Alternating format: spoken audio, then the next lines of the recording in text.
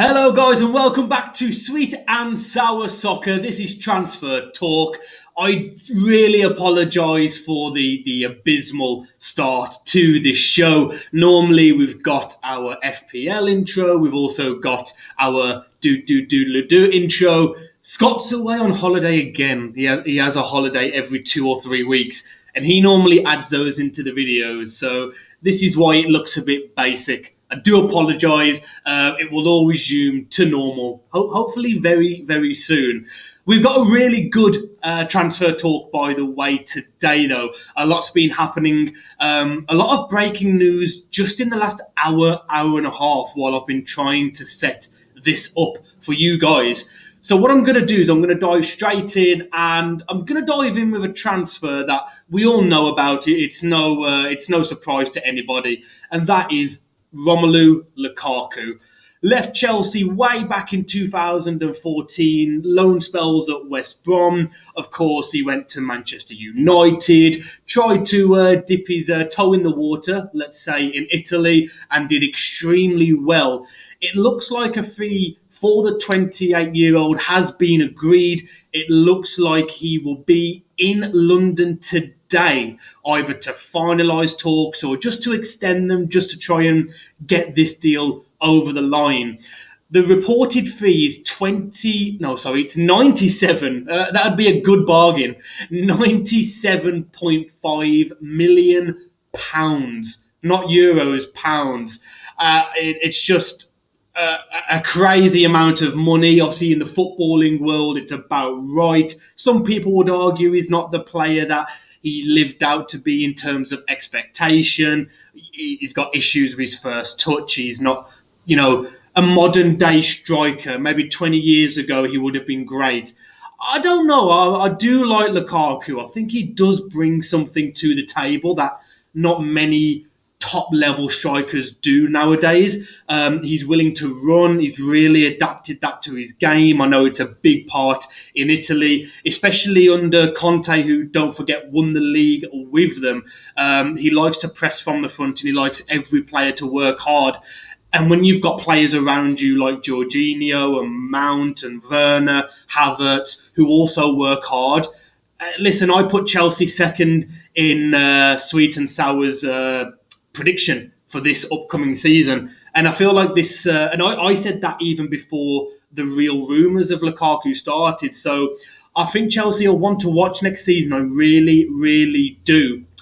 Moving on to Manchester, and that's Manchester City, where very quickly John Stones has signed a 5-year deal at Manchester City.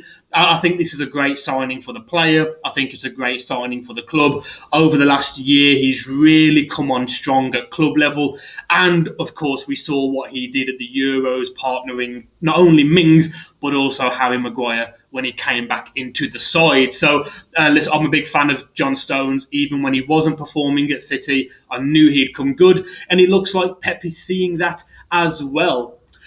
Bit of breaking news as to what I mentioned at the start. I'm giving away all my cards early here. Maybe none of you are going to stay towards the end. But we all know that Tammy Abraham has wanted a move out of Chelsea for a while now. Did very well, in my opinion, under Frank Lampard. He gave so many young players a chance, Mount included. Hasn't really been able to, well, not really at all been able to make a name for himself under Tuchel and stay in the team. Roma have made a bid of £34 million. Apparently that's been accepted by Chelsea, and it looked like Tammy Abraham was going to Roma. I'd love him down the Wolves, but I don't know what's going on with us this season. But in the last hour or two, it's come out that Tammy Abraham has agreed personal terms with Arsenal. That's it. Nothing to do with a bid, nothing that I can see from what I've looked at from any contact between Arsenal and Chelsea. It's just come out that Tammy Abraham has actually agreed personal terms with Arsenal. So they must have contacted him last minute and said, we will offer you this as a part to Roma offering whatever they've offered you. He must have looked at it and thought, well, the money's great. I get to stay in England. I get to stay in London. They've just signed Ben White. They've got Saka, Aubameyang, Lacazette. They've got some still some lucrative players that could lure someone as good as Tammy Abraham there. That's all I know at this point in time. I find I've never seen this before. I've never seen that I can remember and recall. I've never seen a player have an agreement between two clubs as to an actual fee and then just agree personal terms with a different club. This will be one to keep an eye on in the next 4, 5, 6 hours, definitely for the rest of the day. Moving over to Germany, we don't cover overseas, signings unless it's something, huge. And I think this is any Chelsea fans, Manchester United fans, potentially City fans that were, at some point throughout this summer. I think all three clubs at some point thought they might have a sniff of signing Haaland. Bayern Munich's president has come out and said that it would be absolutely amateurish if they did not look at Erling Haaland. I think it's 60 goals in 60 games for Bayern Munich, Borussia Dortmund. That's a goal return that Messi and Ronaldo would be so happy with, and for Bayern Munich to sign a player in Germany that is smashing it, it's not something that we are not used to. They do it every single summer, and normally to Borussia Dortmund most of the time. So listen, I don't see this as something that is necessarily not going to happen. Haaland, he seems to like it in Germany. Yes, he would like to play it. Maybe not a bigger club, a more successful club, a club maybe competing for trophies more on a regular basis, like a Chelsea, like a Manchester City, like a Bayern Munich. And, there is a history there. So look out for Haaland maybe going to Bayern Munich in the next couple of weeks. I do believe in Germany they do it different. I do believe that their transfer window closes slightly early compared to England. So keep an eye out for that. We come on to the big one. I was going to save this to the end, but I just want to talk about it. Lionel Messi has signed for PSG. He will make 25 million euros after tax every single year. I don't just think it's Premier League fans that are just so disappointed by this transfer. It's just so disillusioning. In my opinion, the greatest of all time. Most people watching this, you'd agree, more than likely. And to see him go to France, I mean, I could do a 20-minute video talking about why this is just such bullshit. I don't know what to say. Messi to PSG, Neymar, Mbappe, Verratti, Di Maria, Hakimi, Ramos, Donnarumma, Wijnaldum. The list goes on. It's just incredible, but it's done. It's done. From next season, we will have to get used to Lionel Messi playing in France, wearing the blue of the French capital. So yeah, that's just the way it is. Not something that we wanted to see, but it is done, and it's looked like it was on the cards for the last 2 or 3 days, really, wasn't it? Moving over to Italy again, Edin Dzeko is moving to Inter Milan to replace or try and replace the shoes of Romelu Lukaku. Inter also are looking at Moise Kean. However, Rafa Benitez is apparently on record saying he would like to keep him at the club. He feels like he can work with him. We know Keane has been in Italy before and done very well. But Rafa Benitez is thinking maybe a bid of 25, 30 million pounds. He thinks he'd rather have the player. And under the current predicament that Everton find themselves in regards to FFP, I don't think it would be the worst move for Rafa. Keep him for a year. See if you can get that player out that we know is in there. Can he get 15 goal involvements for Everton in the Premier League this season? And then take it from there. You might double his value. You might want to keep him from next season. Who knows? United apparently have ended their interest in signing Kieran Trippier. Apparently the club are happy with Wan-Bissaka, and they are also happy for Diogo Dalot to compete with Wan-Bissaka for that right back position. Apparently, Arsenal are now a little bit more interested in this. The news around Arsenal and Trippier's kind of died down over the last month, you would say. We reported it maybe about 4, 5, 6 weeks ago at some point, while the Euros are still on, I think. Not heard much since. Apparently, Arsenal are interested again because Man United have relinquished their interest and their pursuit. So let's see. I mean, if Arsenal can get Tammy Abraham, who I mentioned earlier, and they can get Kieran Trippier, you start to look at Arsenal and you think, well, they've kept Xhaka. Is he the worst squad player in the world? No. Partey, I know he's got an injury at the moment, but he's going to come good at some point in this season. Saka, Aubameyang, still, in my opinion, a great striker. They could be one to watch next season. They really could. Moving over to the other side of North London, and that is with Tottenham Hotspur. Nuno, the God, he has said that he hopes and believes Harry Kane will play in their first Premier League game against Manchester City. You couldn't write it. If he did move to City, his first game for them was probably going to be against his former club Spurs. It's almost like if it was in a movie, you'd walk out, you'd think it's just nonsense, it's too far-fetched. But apparently Nuno believes he will play this weekend against Manchester City. You can just see him scoring a hat-trick, can't you? It's just the way these things work. I might put a bet on him scoring at least 2 goals against them.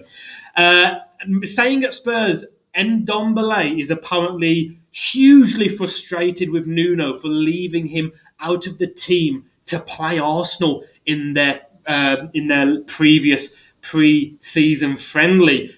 And it is an odd one. No injury. He's apparently fit according to the player. He doesn't understand why Nuno has left him out of the squad and didn't. Well, he might have been on the bench, but anyway, he didn't play any minutes. But I don't think he was even selected. And apparently, he does now want to leave. There's not even just an unrest with the player. He's come out and said, I just want to go. This is their record signing, of course, Spurs. I think they paid over 60 million for him. So it would be a big blow. We haven't seen the best of Ndombele in the Premier League. Came with such great hype, but just hasn't worked out. As a neutral fan, I've got nothing against Spurs and I don't really care for them. But I would like to see a player like Ndombele still in the Premier League. I think it'd be a great talent to lose. Going back to Manchester City, and they want to open talks, well, try to continue talks, I should say, with Raheem Sterling. He's only got 2 years left on his current deal, and they want to try and extend that. It's quite common knowledge now that he was used as a pawn in the Harry Kane saga. Very early on in the transfer window, Raheem came out, and we know he's a proud guy. He's not afraid to say what he thinks, and I love that about him. And he said, listen, don't play me in your games. I'm not a bit part player. I know what I'm worth. I'm not just going to move to Spurs or anyone as part of a transfer. And fair play to him. He wants to fight for his place at City. He's had his doubters before. He's proved them wrong. Let's see if he can get an extension on his deal. And last but very not least, not the very least, it's very late here. I do apologise. I can barely speak English. Jesse Lingard. Apparently Leicester would be interested in bringing him to the King Power. That is if James Maddison does leave the club. Now, I don't see this as a move that would worry too many Leicester fans. If you lose James Maddison, it could be a big blow. I know there's fans out there who are Leicester fans that wouldn't mind seeing him leave. All of his antics off field with, his relationship issues, constantly breaking COVID restrictions, his general demeanour on social media, his injuries maybe as well. There's always been that thing of maybe he doesn't always give his best for the shirt. But then you've got polar opposite opinions within the within the Leicester fan base that do say no, they do like him. They think he works hard. He can score a goal out of nothing, a free kick, long range shot. His passing ability is up there with some of the best in the league. So I don't know, but I don't think Jesse Lingard would be a bad replacement. I think if you just give Jesse Lingard that role and just let him Just let him play football like what he did at West Ham, with a smile on his face, bouncing around the midfield with Souček, Antonio, Kufal, so many great players in their team.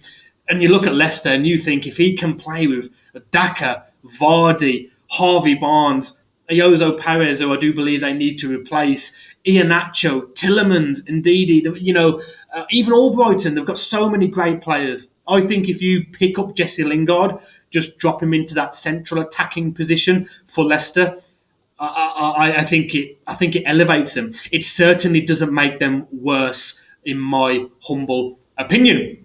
Guys, that was Transfer Talk. That's everything that I believe I have to give you at the moment. Knowing my luck, there'll be a massive breaking story while I'm uploading this. If there is, I do apologise, but I hope you've liked the video. Hit that like button, hit that subscribe button, and let me know in the comments that I think Scott's had far too many holidays now. He's kind of taken the piss, really. So yeah, we'll try and think of a forfeit for him. Put it in the comments. What should Scott do on a video, or whatever the case may be, as an apology to me and to you guys. I hope you've enjoyed it, and we'll see you very, very soon. Take care.